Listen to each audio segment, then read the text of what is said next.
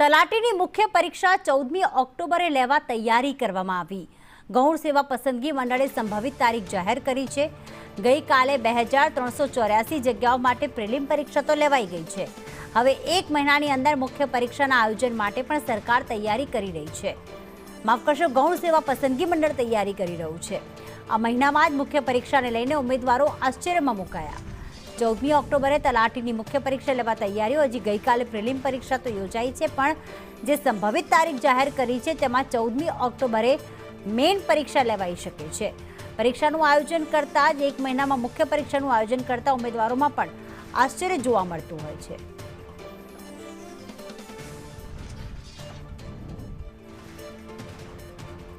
હિરેન જોડાઈ ગયા છે। હિરેન, સામાન્યતઃ જે પ્રિલિમ પરીક્ષા હોય છે અને મેન્સ પરીક્ષા હોય છે, એમની વચ્ચે કેટલો ગેપ રાખવામાં આવતો હોય છે, અને આ વખતે જ્યારે સંભવિત તારીખ મહિના પછીની જ વિચારણા ચાલી રહી છે, ત્યારે ઉમેદવારોમાં કેવો માહોલ?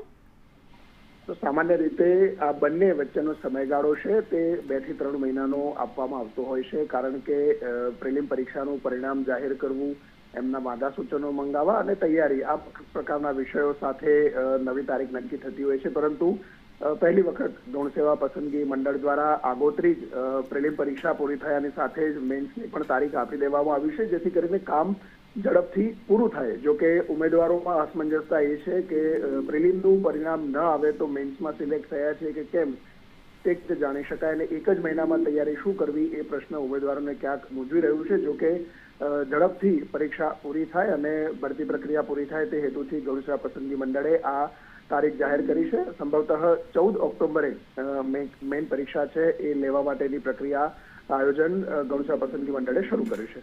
આભાર હિરેન તમામ વિગતો માટે।